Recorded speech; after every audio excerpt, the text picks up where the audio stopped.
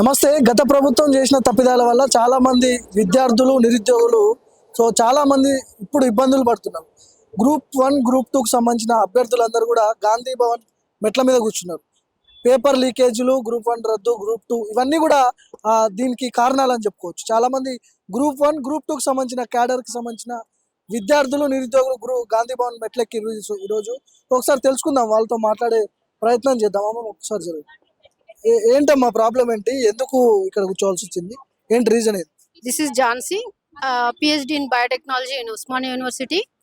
So 2022 January 3rd CDPO and January 8th extension officer exams జరిగిన తర్వాత 2023 మార్చ్లో results announce చేశారు. బట్ 1 year నుండి ఇప్పటికీ పెండింగ్ లోనే ఉంది. పేపర్ లీక్ అవుట్ చేసిందని వేరే ఉద్యోగం రాని అభ్యర్థులు కేసు ఫైల్ చేశారు. సో దాన్ని రీసెంట్ గా ఒక 3 months బ్యాక్ హైకోర్టు కూడా డిజాల్వ్ చేసింది. బట్ ఇంతవరకు కూడా పోస్ట్ ఇవ్వట్లేదు. మేము చాలా సార్లు సెక్రటేరియట్ కి వెళ్ళాము, TSPSC secretary madam Anita Ramachandran గారిని కలిసాము, ఇప్పుడు గాంధీ భవన్ కూడా వచ్చాము. మమ్మల్ని ఎవరు కూడా పట్టించుకోవట్లేదు.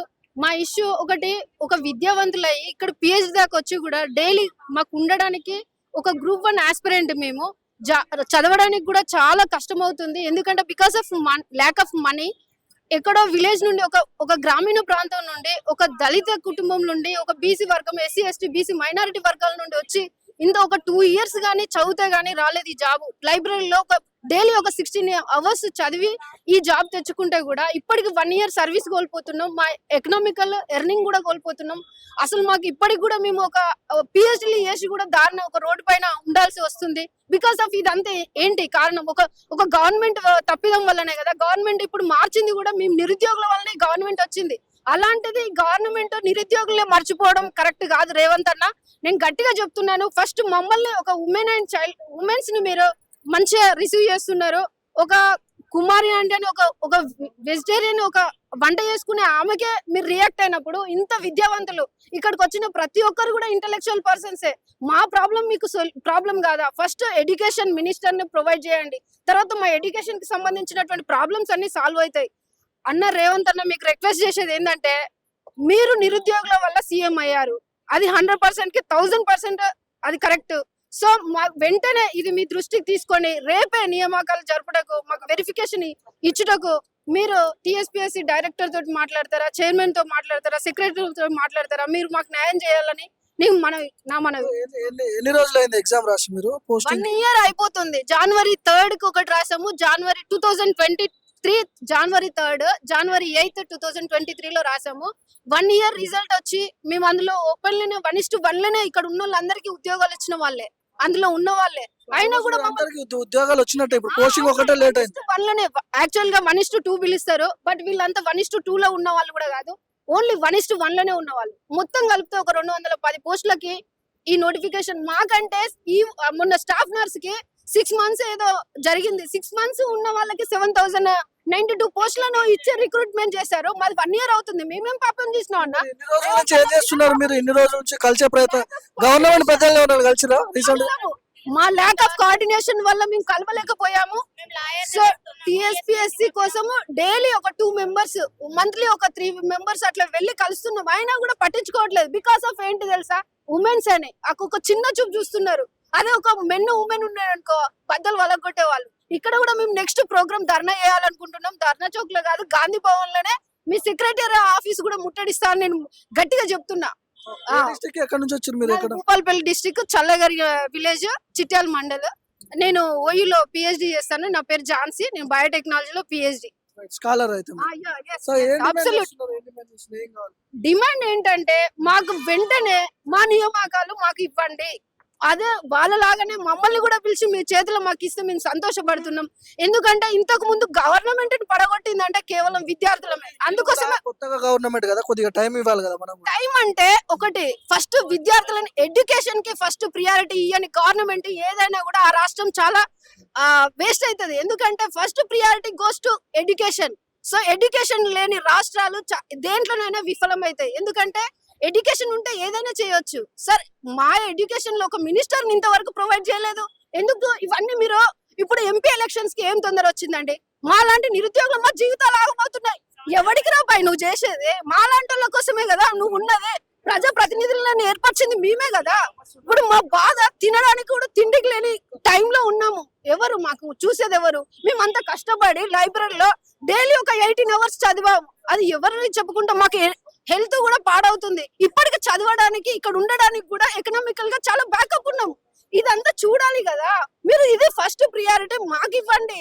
వేరే వేరే కాదు. ఇప్పుడు ఎంపీ ఎలక్షన్స్ ఇంకొక 1 month పెట్టుకుంటే తప్పేం లేదు, ఎక్స్టెండ్ చేసుకోండి. ఫస్ట్ మాలాంటి ఇష్యూస్ ని ఫస్ట్ వెంటనే ఎడ్యుకేషన్ మినిస్టర్ ని ప్రొవైడ్ చేయండి, నియామకాలు చేపట్టండి. ఎడ్యుకేషన్ సంబంధించిన కాలేజీలు కానీ యూనివర్సిటీలు కానీ ఎంత యూనివర్సిటీలా ప్రొఫెసర్స్ లేక ఒక స్టాఫ్ లేకుండా ఎంత నష్టపోతున్నాం మేము. రీసెర్చ్ లేక డబ్బులు ఎకనామికల్ గా మాకు ఫెలోషిప్ లేక ఇక్కడికి ఒక విలేజ్ ఒక గ్రామీణ ప్రాంతం నుండి వచ్చి ఒక పిహెచ్డి ఒక ఉస్మానియా యూనివర్సిటీలో పిహెచ్డి చేస్తున్నామంటే అది దట్ బయోటెక్నాలజీలో చేస్తున్నామంటే మాకు డబ్బులు లేకుండా ఏం రీసెర్చ్ చేయాలి? ఇప్పుడు నువ్వు విద్యార్థులని కొల్లగొడితే కొలాప్స్ చేస్తే ఏముండదు, రాష్ట్రం మొత్తం నాశనం అవుతుంది. ఇలాగా ఇబ్బంది పడే వాళ్ళు రాష్ట్ర వ్యాప్తంగా ఎంతమంది ఉంటారు మీ అభ్యర్థులు? ఒక 30 lakhs నుండి 50 lakhs మెంబర్స్ ఒక నిరుద్యోగులే ఉన్నారు. అంటే ఒకసారి చూడండి, ఇది అన్నకు తెలియదు ఏం కాదు, ఇది రేవంత్ అన్నకు తెలియదు ఏం కాదు, అన్ని తెలుసు. కానీ focus on me students. First thing focus on our jobs. అది చెయ్యండి. మీరు చైర్మన్ నియమించి అన్నారు కరెక్టే. మీరు మీ సభలు పెట్టుకోవడానికి వస్తుంది, మీ ఎంపీ ఎలక్షన్స్ బీఫామ్ లో పెట్టుకోవడానికి వస్తుంది. ఇక్కడ ఇవాళ ఇంద్రవెల్లిలో సభ అక్కడ నుండే మొదటి పార్లమెంట్ ఎలక్షన్లకి పలుకుతున్నామని చెప్తున్నారు. అరే మేము నిరుద్యోగులం అన్నా, మాకు తినడానికే తిండికి లేదన్నా, మరి మేము ఎట్లా కావాలన్నా? అసలు మీరు మా కోసమే కదా చేసేది. మరి మమ్మల్ని పట్టించుకున్నాక ఫస్ట్ ఇది ఎడ్యుకేషన్ లో టీఎస్పీఎస్సీ చైర్మన్ మాకు ఇది హార్టికల్ వర్జెంటికల్ అనే ఇష్యూ కూడా లేదు. బికాస్ ఆఫ్ ఎందుకంటే ఉమెన్ ఓన్లీ ఫర్ ఉమెన్ ఇది జాబ్స్. దీనికి ఇలాంటి కోర్టు కేసులు కూడా ఏమీ లేవు, ఇవి క్లియర్ అయిపోయినాయి. ఇవ్వడానికి 1 నిమిషం పట్టదు, అయినా కూడా డిలే చేస్తుంది. ఎందుకు చేస్తుందని నేను అడుగుతున్న గవర్నమెంట్ ని. మీరు ఫస్ట్ రియాక్ట్ అవ్వండి, లేకపోతే మీ ఆఫీస్ ను ముట్టడిస్తామని నేను గట్టిగా వార్నింగ్ ఇస్తున్నా. సో చాలా మంది ఉన్నారు అభ్యర్థులు. మీరు అందరూ కూడా గ్రూప్ 1 గ్రూప్ 2 కి సంబంధించిన క్యాడర్ సంబంధించిన అభ్యర్థులు అంతే కదా? ఎక్స్టెన్షన్ ఆఫీసర్ అంటే అది మనకి grade 1 extension officer supervisor sir. అది మనకి గ్రూప్ 2 క్యాడర్. గ్రూప్ 1 క్యాడర్ వచ్చేసి సిడిపిఓ ఉంటుంది. సో సిడిపిఓ వచ్చేసి వాళ్ళకి వెరిఫికేషన్ అయ్యింది, పోస్టింగ్ ఒకటి పెండింగ్ ఉంది. మాది ఎక్స్టెన్షన్ ఆఫీసర్ సార్. మాది మాత్రం అంటే లిస్ట్ ఇచ్చారు. రిజల్ట్స్ మాకు 2023లో జాన్ 8కి రాసాము. రిజల్ట్ March 3కి ఇచ్చారు. సో March 3కి ఇచ్చినప్పుడు మేము 1:1 లిస్ట్ లో ఉన్నాం సార్. అట్లీస్ట్ 1:2 పెట్టి అంటే అలా లిస్ట్ పెట్టేసి వెరిఫికేషన్ స్టార్ట్ చేసి నెక్స్ట్ మాకు రిక్రూట్మెంట్ చేసేస్తే సరిపోతుంది సార్. ఇది ఒక 1 week 2 weeks ప్రాసెస్ సార్. ఇది అట్లీస్ట్ అంటే ఇప్పుడు న్యూ గవర్నమెంట్ ఫామ్ అయినాకనన్నా ఈ టైంలోనైనా మమ్మల్ని కొంచెం అంటే గర్ల్స్ అని చెప్పి కూడా మేము అంటే ప్రతిసారి వారానికి ఒకసారి వచ్చి టీఎస్పీఎస్సీకి వెళ్ళి మేము లెటర్స్ కూడా ఇవ్వడం జరుగుతుంది సార్. కానీ ప్రతిసారి మేము తిరగడానికి ఇబ్బంది కదా సార్ లేడీస్. అట్లా మహిళా అభ్యర్థులని కూడా వీళ్ళు కొంచెం నిర్లక్ష్యం వహిస్తున్నారు. సో అట్లీస్ట్ ఇప్పుడైనా మాకు అంటే కొత్త బోర్డు ఫామ్ అయింది కాబట్టి మా యొక్క ప్రాబ్లమ్ ని వాళ్ళు కన్సిడర్ చేసుకొని కొంచెం మాకు వెరిఫికేషన్ స్టార్ట్ చేస్తే బాగుంటుంది సార్. మహేందర్ రెడ్డి రీసెంట్ గా నియమితుడైంది కదా చైర్మన్ గా, కలిసే ప్రయత్నం ఏమైనా చేసిరా మహేందర్? ఆల్రెడీ మొన్న వెళ్ళారు సార్. అంటే లోపలికి పంపించలేరు, జస్ట్ లెటర్ తీసుకున్నారు. నిన్న కూడా ఈవో ఒక అమ్మాయి వెళ్ళి కలిసింది. సో ఇప్పుడు కూడా వెళ్ళారు లోపలికి. మరి చైర్మన్ కలిసారో లేదో తెలియదు సార్, కానీ మొన్న అయితే కలవలేదు, బయట నుంచి లెటర్స్ తీసుకొని పంపించారు. సో మరి వాళ్ళు కూడా మీటింగ్స్ లో ఉన్నారంట సార్. అట్లీస్ట్ అంటే మాకు వెరిఫికేషన్ స్టార్ట్ చేస్తే మాకు ఒక నమ్మకం ఉంటుంది సార్, మమ్మల్ని రిక్రూట్మెంట్ చేస్తారని. సో 1:2 లిస్ట్ పెడితే బాగుంటుంది సార్ ఎక్స్టెన్షన్ ఆఫీసర్ది. సో మీరందరూ కూడా అంటే ఉమెన్ అండ్ చైల్డ్ దానికి సంబంధించిన అభ్యర్థులు. సో పోస్టింగ్ ఇస్తే అయిపోతుందా ఇప్పుడు? అంటే నెక్స్ట్ ప్రాసెస్ ఏంది?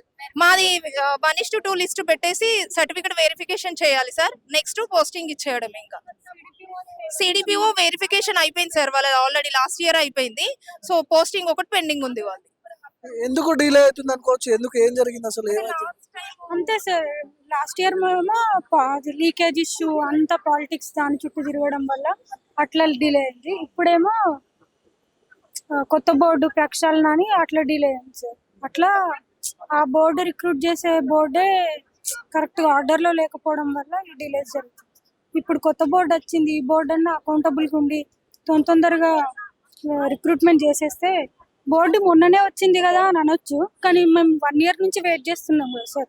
మా 1 year ని కన్సిడర్ చేయాలని అనుకుంటున్నాం.